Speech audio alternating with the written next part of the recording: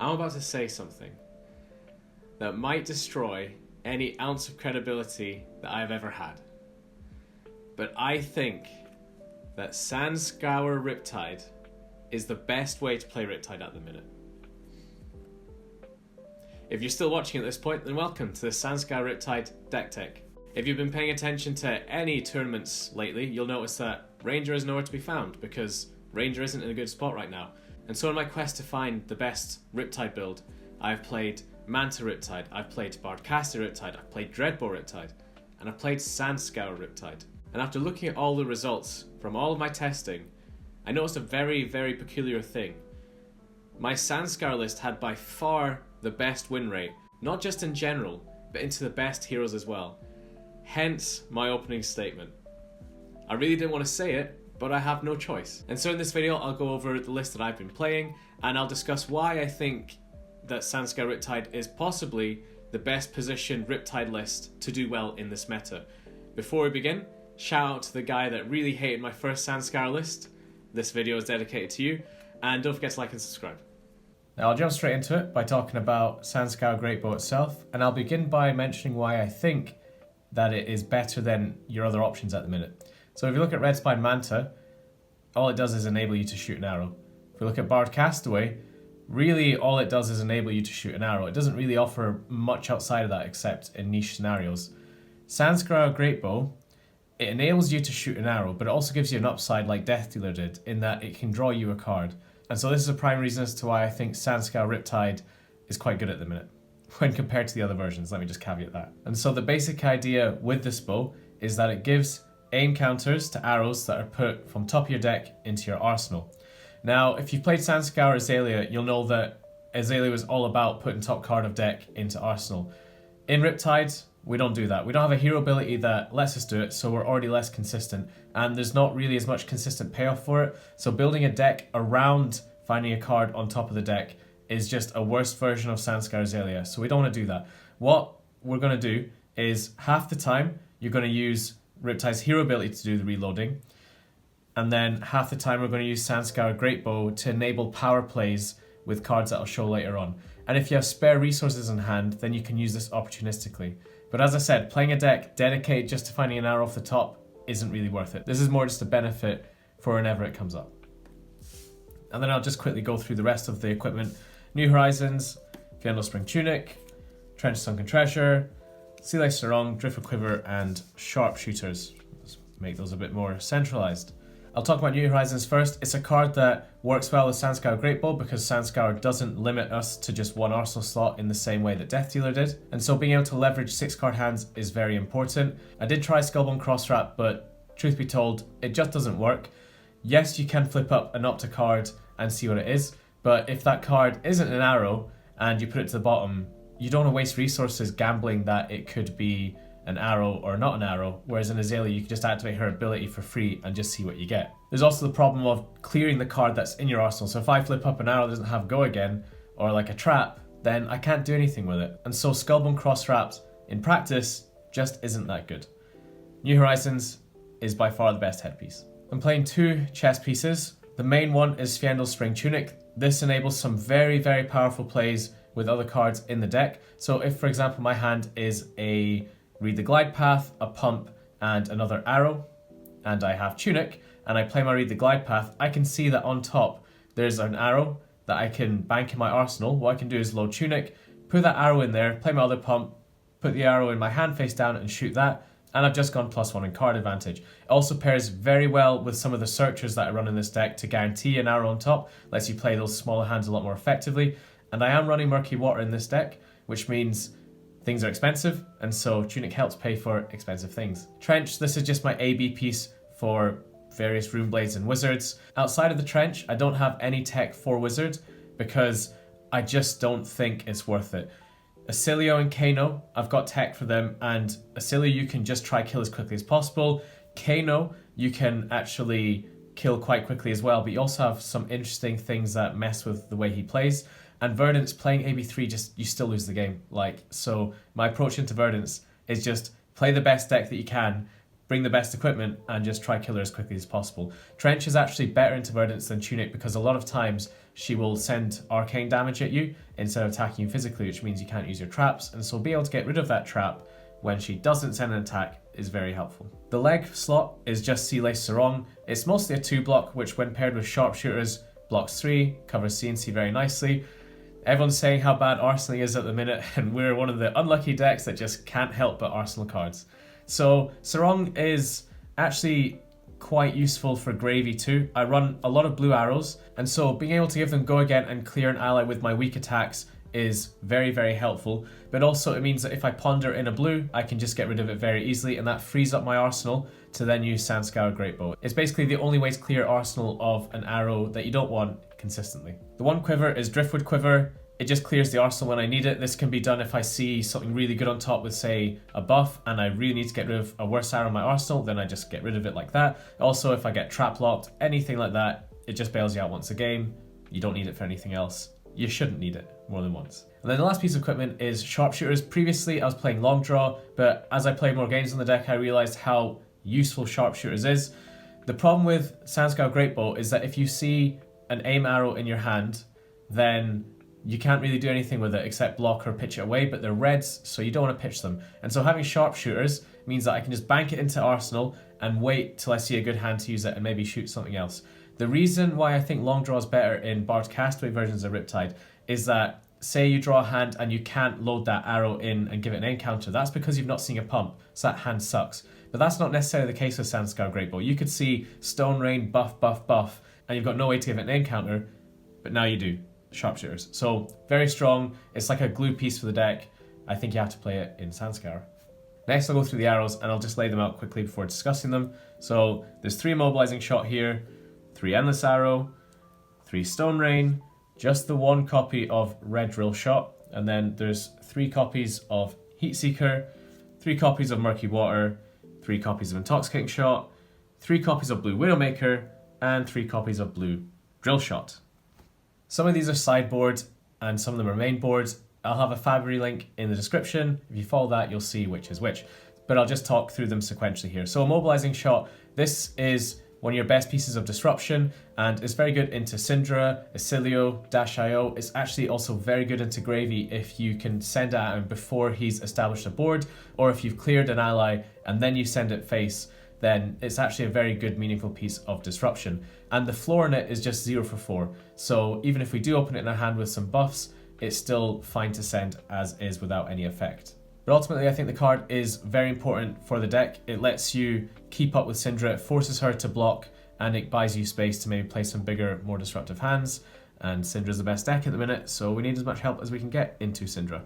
Next, we have 3 copies of Endless Arrow. This is probably the best arrow in the game. It draws itself when it hits, so it's very good into Gravy if you want to pivot to Fatigue or just do a bit of board control, and it's very good into aggro decks because you can just block out, send endless, block out, send endless, and this play pattern is very, very strong. Super high value. And now we get onto the first of the encounter arrows. This is Stone Rain. This card, when it has an aim counter, gets Dominate and disrupts our opponent. It's one of the 2 main reasons to play any sort of aim counter deck with Riptide. Again, its floor is 0 for 4, so if you're not able to give it the aim counter, it's not the worst. However, we really do want to give the aim counter as frequently as possible. You'll notice that it's 0 cost, so if I have ways to put that on top of the deck, or if I see it on top of the deck, I can just use Tunic, load it in, play some pumps, and fire it. That is a very powerful play. It's basically disruption into the aggro decks, and it's forcing through damage into your more mid-range and fatigue decks as well. And now, I can't believe this has happened, but I'm only playing 1 copy of Drill Shot. I thought this would forever be a 3-of in Riptide list, but to be honest, it just isn't that good in the current meta. Syndra, it doesn't really do anything. Gravy Bones, it doesn't really do anything. Verdance, yes, she does have armor, but you don't have a way to give this evasion, so it's relatively easy for her to deal with. I'm playing 1 because sometimes it's my best codex target, and also at the start of the game, into certain heroes, I like to search out from the deck, load it in with Sandscour and give it an encounter, and that's when it can be quite annoying for my opponent to deal with. But I just found that seeing it frequently in hand, it didn't really do anything, and so with Riptide being in the state that he is in, I don't think there's room for arrows that don't do enough frequently. Next is the only 1 cost arrow in the deck, and it happens to be probably one of the most broken cards in the game. Heatseeker, when it hits, you basically draw a card, but it's even better in this list because when combined with Sandscour Greatbow's text, if Heatseeker puts an arrow face up into my arsenal, it gains a name counter as well. So playing a Codex with Tunic up into Heatseeker is 5 damage, they get a frailty, you get a card face up in your arsenal, and you get a ponder as well. That's obscene value. That is something this deck has to be doing in order to compete in the meta at the minute, so why wouldn't you be doing it? And for the last red arrow, it's 3 copies of Murky Water. This is the second reason you play aim counters in Riptide, because it also gets Dominate when it has an aim counter. So similarly to Stone Rain, it gives you the evasion that this deck sorely needs, and as opposed to Disruption like Stone Rain, Murky Water is a value card. If you have enough traps in your grave to trigger the effect, then the value it offers is insane. However, in this deck, I'm not actually running that many traps, and so Murky is in here to beat fatigue and also just to help finish and close out games. I think of the trap effect more as a happy coincidence if it happens. And the reason for that is traps just aren't that powerful. Riptide doesn't have that many good traps at the minute. A lot of them have been power crept, a lot of them aren't relevant. Inertia trap doesn't really do anything. Frailty trap doesn't really do anything if I'm talking about the best decks. They're not the way you win those games. And so I don't want to saturate my deck with traps just to work with Murky Water. Now for the blue arrows. These help pay for loading Sandscour Greatbow, help with paying for Murky Waters. And for example, if I have Heatseeker in my hand and a buff and a blue, what I can do is, instead of playing the buff to reload Heatseeker, I can first load my Sandscour Greatbow, see if I have an arrow on top, and if I do, I load that in, I play my buff, then I send my Heatseeker. So the blues are very important in this deck, and again, they synergize with Sarong. So when it comes to blue arrows, Intoxicating Shot is by far the best. If your opponent blocks it out, it's a 0 for 4 and a blue, which is very above rate, so very strong. It also, the effect helps you trigger your traps, which is useful in the late game, which often comes up because it's a blue, so you pitch it for the late game. The next blue card is Widowmaker. This card is superior to blue Infecting Shot. In my last Sandscour video, I talked about why, but basically it's always at a better rate than blue Infecting Shot, but it also comes in for 5, which means it's relevant for clearing things like Scuba in the Gravy Bones matchup. And the no D-react text does actually come up quite a bit if you are playing against a fatigue deck and this is your only arrow. You can just go like 4 buffs, Tunic, send Widowmaker, and they're in trouble. And then lastly, for blue arrows is blue Drill Shot. I know I just talked about how the red isn't very good, but the blue, being able to pitch it as well as play it is very useful, but I like it being a 0 cost so that you don't have to pay for it, and start your turn off with just a blue Drill Shot, 0 for 2 go again with a really good on hit is very powerful. So that's why I play 3 at the blue. Now for the cards that are functionally arrows but aren't actually arrows. So 3 Codex of Frailty, 3 Memorial Grounds, and there's the other one, 3 Take the Bait, the brand new card from Super Slam. I'll quickly talk about Codex. It's actually a bit lackluster in this list comparative to other lists because it doesn't really enable any of your aim counter stuff, and if you don't really have a way to convert the full hand like you do say with Bardcaster or Manta when you see Codex sometimes, but it's still a very powerful play. Just holding 2 buffs in Codex is insane value, so you still have to play it. Memorial Ground, this acts as extra copies of Stone Rain and or Murky Water. It's a phenomenal card, especially putting it in your arsenal when your opponent's into CNC, Leave No Witnesses, you just play this out. It's very, very good. So it's a very consistent way to recycle your Dominate arrows or any other arrow that you want to see. These 2 cards, grabbing you any arrow that you want from grave or deck, are the other reason why I think Sandscour Riptide is in a better place than the other lists right now, because it offers consistency that the other lists just don't have access to. And one of Ranger's biggest problems is consistency. Both of these cards fix that while doing other powerful things as well. Just one last thing on Memorial Ground as well. I'm playing the red so I can add back Murky Water, but if I'm being honest, 9 times out of 10, I am getting Stone Rain with it. So if you really wanted, you could try playing a mix of yellows in there as well, just to see if that was a bit more helpful, because sometimes if you see Memorial Ground early, it can be a little bit clunky because it's a red and you don't quite have stuff in grave yet, so pitching it for the late game can often be very helpful. And then the new card from Super Slam that everyone loves talking about, Take the Bait, and of course the bait token that goes alongside it. So I'm going to have a separate video on my thoughts on Take the Bait coming out soon. So for this video, I'll just talk about its function in Sandscour Riptide. This is basically knock the death whistle at home. It lets you put any card from your deck to the top of the deck, and with Sandscour that means I can load in any arrow that I want. Now this is very, very helpful for getting me my dominate arrows quickly, especially into aggro matchups. Now giving them a bait token is a bit annoying.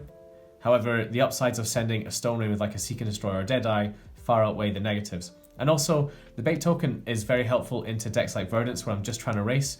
A lot of Verdances will naturally side out their D-Reacts anyway, but they'll always keep root bounding because they need it. And so sending dominate attacks that don't let them use their D-Reacts, don't let them use mental block, is very, very strong. And to talk about its utility into other matchups where you're not searching out your dominate arrows, like I said earlier, you have a way of interrupting Kano, and Take the Bait is your way of interrupting Kano, because if you give him the bait token, he can't go off and try and kill you. And with Take the Bait, I'm searching something spicy for Kano to help ensure that I don't get blown out by him.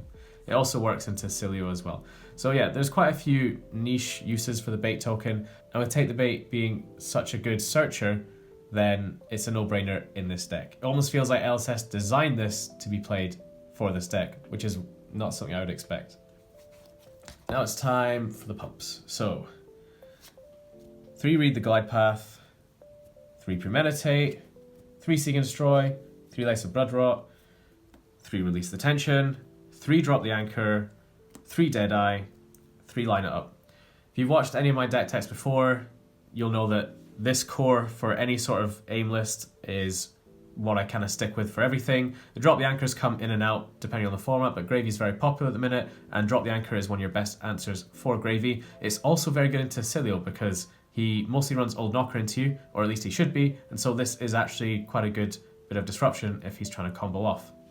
Now, the unique buff that I play in this is Read the Glide Path. It gives you next arrow +3, and unless you opt one. And so having this in hand with another buff, an arrow, and Tunic up, lets you make more of an informed decision on how you play that hand, because if you see an arrow on top, then that's phenomenal. And if you also see a card on top that you just don't want to see in your next hand, then you can just put it to the bottom. So again, a nice little bit of consistency. One last thing on the buffs, you might notice that I'm running a higher count of buffs than usual. That's because in this list, as you're seeing the top card off your deck with your bow, and you've got searchers, you're a bit more consistent with seeing arrows, and therefore you can get away with running more buffs. And that also fits into the playstyle because we want to find a dominate arrow and go as tall as possible. And last but not least, the defensive cards. I am still playing traps, so 1 Buzzsaw, 1 Collapsing, 3 Tar Pit Trap, and 3 Boulder Trap. Don't know if you heard that, but that was the chair, that wasn't me. So these are the only traps that I'm running. Buzzsaw Trap and Collapsing Trap, they're your 2 best legendary traps. They're still very relevant. Spike Pit Trap just isn't relevant in the minute. I know Mario is becoming a very popular deck again, but it's actually quite a good matchup for you. And so with the traps you already have and the other defensive tools, you just don't need the Spike Pit Trap. Tar Pit Trap with Syndra in the format is absolutely bonkers. It just blanks Mask Momentum for a whole turn. So you get 4 value from just playing it and a lot more implied value after that as well. And then Boulder Trap, this is one that I've actually debated cutting as well because it's for a similar reason as Drill Shot. Removing armor into the best decks right now just isn't that great. However, this is a yellow and it is very good into Verdance, and it interacts with armor in a way that your opponent can't stop. So if you put this in for a matchup in which your opponent does buff a lot, then there's nothing they can do about you removing the armor. So it's a lot more powerful for that reason. And for the last defensive cards, 1 copy of Feign Death, 3 copies of Fate Foreseen, and 3 copies of Sink Below. Feign Death, this can be searched out with Take the Bait, so into Kano, Acilio. That's a very powerful play because Feign Death just blanks whatever sort of big spell they want to go for. And it's also relevant into the Brutes as well. So KO, if he finishes his turn with a Reckless Stampede, you can just play Feign Death. And if you play off a Tunic, that's a 1-card 7 or more even, which is just insane. And then for the 2 D-Reacts, they're better than traps in my opinion because they both have the number 4 in the bottom right corner, which is very important into Syndra and also Dash.io. Fate Foreseen lets you opt 1, so lets you make decisions on how you use the rest of your hand, which is very important. And Sink Below is just the best D-React in the game. It's a consistency piece, very strong, don't need to say anything more than that. And that concludes my Sandscour Great Bow Riptide list. Hopefully I've shown enough throughout the deck tech to warrant the opening statement, or for you to at least not think I'm entirely crazy. What I will say is, out of all the decks, this is the weirdest one to play. The play patterns are very, very different to what you might expect from the other Riptide lists, so it does take a while to get used to, especially because you have the double arsenal slot. You've got so many different decisions to make. You have to factor in the Great Bow, the arsenal slot, etc. There's just a lot of things to consider. So it does take a little bit of time to get used to it, to get some of the play patterns down, but I guarantee you that once you do, you will start seeing some results. And ultimately, this is a really fun deck to play, and nobody expects it, so you'll take a lot of people by surprise who don't know how to play properly into it, which is maybe why it has the win rate that it does. But take advantage of it while you can, basically. But if you have any comments or suggestions for the list, please let me know, even the negative ones, because this is a very underexplored part of Riptide, and I think it deserves a bit more exploring than what it has so far got. And if you're still here after all this time, I wish you a very good day.